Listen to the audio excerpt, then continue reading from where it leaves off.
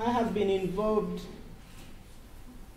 with the work of encouraging churches to respond to violence and HIV epidemic, in particular in sub-Saharan Africa.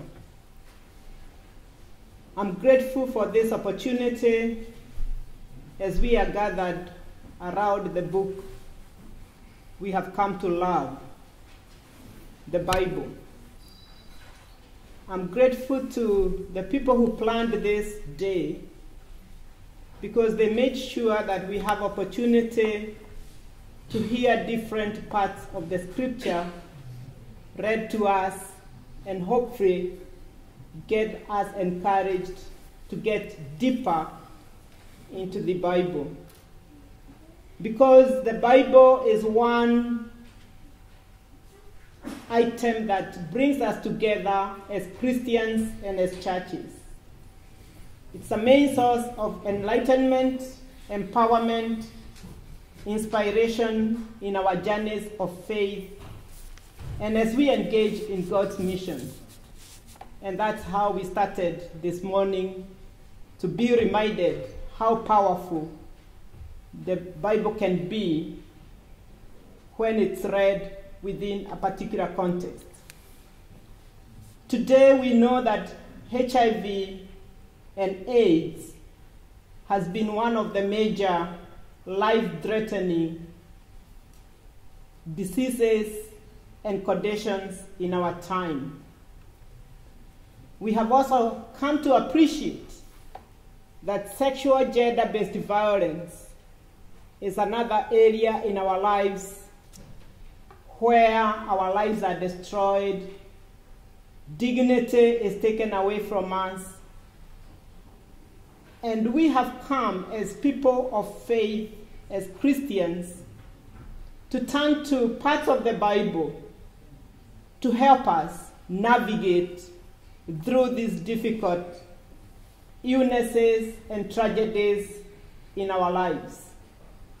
I'm sure, even though we are living here in Geneva, we keep in touch with different parts of the world.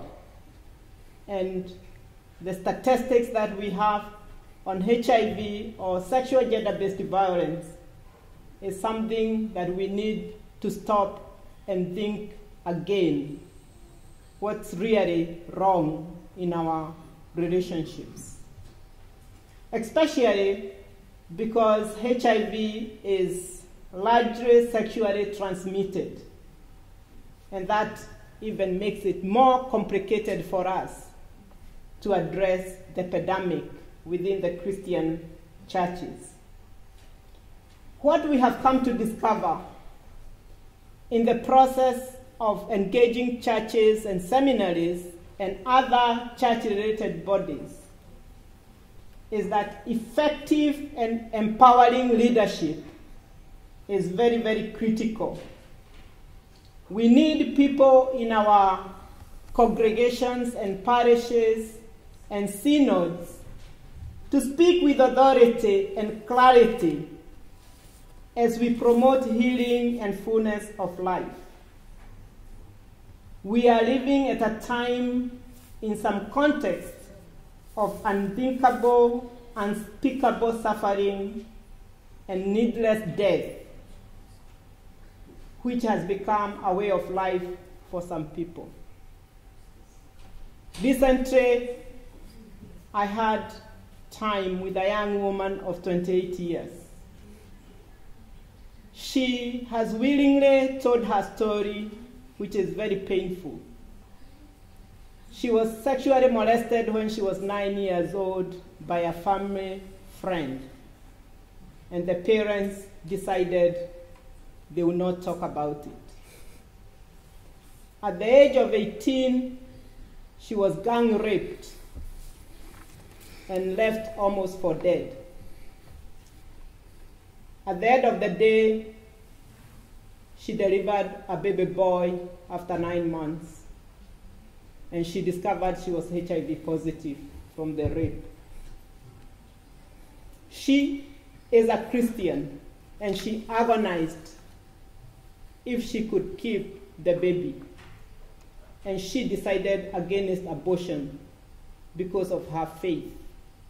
And she said she will raise the child for God. After 10 years, she was gang raped again last year. I asked her, why have you chosen to share your painful story?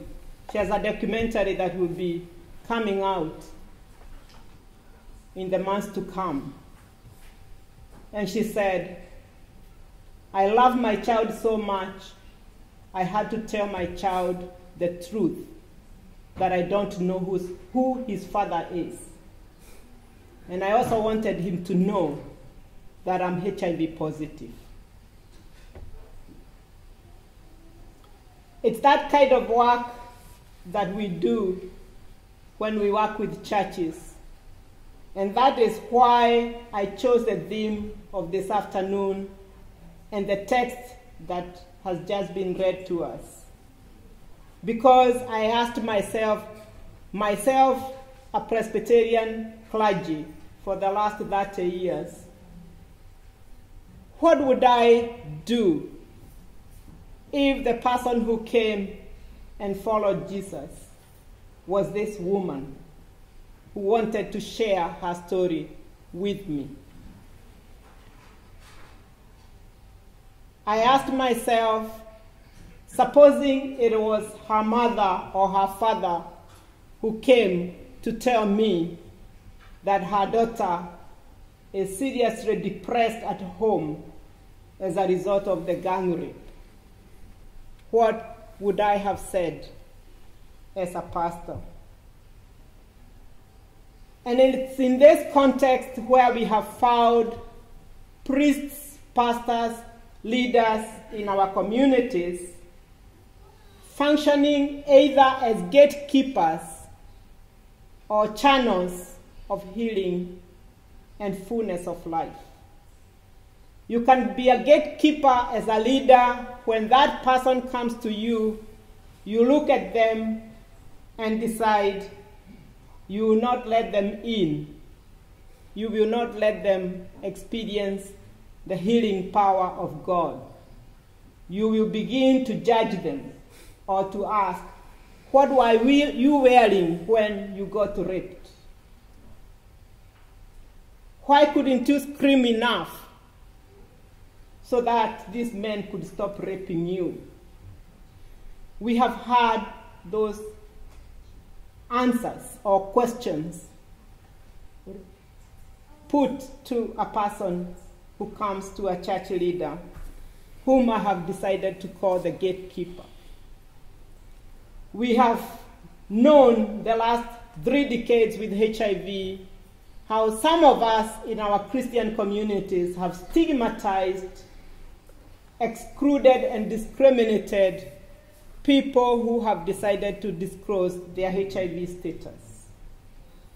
That's another example of a gatekeeper when we begin to say, after all, she has had so many men in her life, no wonder she is HIV positive. We turn the other side and we fail to listen. Of course, there is the other category where we have encountered leaders in our communities who have listened, who have been asked, like the question in the text that we have read, and where Jesus chose to touch a leper, which was against the purity ethics of the day. Some of us have listened, have been honest to say, I actually don't have an answer for you, but we will work it out together. We know churches that have opened doors for people who are HIV positive. We know churches that have adjusted their liturgies and their prayers and their sermons so that they could be inclusive. And in those churches, we have found those churches to become channels of healing and fullness of life. It is this experience that made me reflect on this text, and I want to give you that chance to think about this text in the context of the examples I have given. Because I find it one of the texts in the Bible that gives me a lot of hope when I deal with leaders in our churches at different levels, where we engage them in what we have come to call contextual Bible study methodology, where you read the Bible in community and you decide you are actually going to read this text through the eyes of the problem that you are experiencing in that particular context. I was encouraged to reflect more on this text as a church leader by a woman priest who is living with HIV, who gave her testimony through this text because she felt empowered by this text, but she also had the challenge. And the challenge is when we turn to the centurion, who knew Jesus even though he was a Roman man of authority. And he knew that he could speak on behalf of his servant who was dying at home. And he knew Jesus. He had heard the stories. By the way, this text comes after the text on the Beatitudes. The three chapters of Matthew 5, 6, and 7. And after that long period of teaching, there were people who were hearing how powerful and authoritative Jesus' teaching was. And so this woman had this challenge to us as church leaders. We were in a meeting where we were church leaders, men and women. And she said, I have been able to receive healing from Jesus. Not that HIV has left my body, but I have learned how to live with the virus in a positive way. But we also know that there are people like the centurion who knows the authority they have and the authority that Jesus has and what they could do with that authority in a constructive way. And this is the challenge she posed on us. Have you spoken out about HIV? Because that's what the text is saying to us. Speak, because you have the authority to change things from the way they are. We are gathered here as Christians, as congregations, as leaders, and I want us, the remaining moments, to reflect and pretend we have 3 hours of contextual Bible study, where you engage a number of questions. Usually, the contextual Bible study is a methodology that has come out of liberation theology from Latin America. It has come to Africa. We have used it a lot in the context of HIV, and we have come to discover it is very empowering and it brings social transformation in people's lives and in the communities. So I have a set of questions for you. Normally, if we had the time, we would have about 3 or 4 questions on the text itself. Who are the characters? What did Jesus say and do? What did the centurion say and do? That is what we call the text. Looking at the text, trying to understand the text during its time. What was happening? Who were the lepers? Who was the centurion? What was the relationship between the Jews and the Romans? You get into all that. But because of time, I have opted for questions that bring us to our own community. And one of those questions, and I think you have those questions, they are all in English on your tables. The first question I would want you to think about, and even if you don't have time now, to take it with you. How do we as leaders and as Christians receive people who disclose their HIV status or people who are sexually violated? Can you just imagine for a moment a person in that condition coming to you very early in the morning at 4 a.m. as one bishop was approached by his priest? He called him at night. He said, I have something to tell you. He couldn't go immediately, but at 4 a.m. he had the courage and he wanted to say, I am HIV positive, but I have been afraid to tell you because I think you are going to sack me. How do you respond to that question? That's one question that I would want us to think about if we had the time.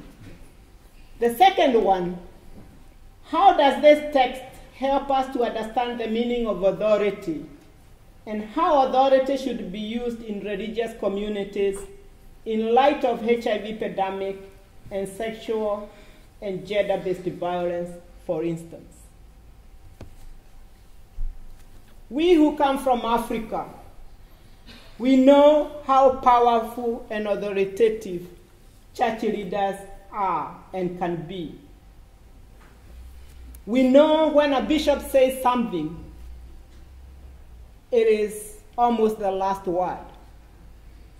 The woman priest who gave us her testimony through this text, she has been transferred 3 times in 1 year since the bishop discovered she is HIV positive. He is afraid to sack her because he knows that there will be some authorities who will follow him up. But he takes the prerogative to frustrate this woman so that she can live on her own. How does this text help us to understand the meaning of authority and how authority should be used in religious communities in light of HIV pandemic? The woman I told you about who has been raped 3 times in her life and ended up being HIV positive and with a child. She told me when her church discovered about the gang rape, they excommunicated her. They used their authority in a particular way. What can priests, pastors, and local lay leaders do within our congregations to empower Christians to become channels of healing and fullness of life? Is another contextual question that you could engage. And finally, because when we do contextual Bible study, you do not go home unless you have an action plan. That's part of the package. What actions will you plan in your congregations in light of this text? It could be on issues of HIV, violence. You could be having migrants in your congregation who are being discriminated against because they don't have papers or for other reasons. You can turn that question around an issue of justice that you are struggling with in your congregation. I thought we needed not just to hear from the woman who comes and touches the cloak of Jesus, or the leper who comes and asks Jesus, do you choose to heal me? I thought we should also hear from a centurion who knows how powerful he is, but he uses his power and authority in the right manner. And he challenges us to speak from wherever we are when we encounter injustices in our ongoing life. Moderator, I don't think we have the time to engage at the tables, but I would encourage you to indeed probably take one or 2 minutes and decide which question you want to talk about among yourselves at your table before we conclude this session.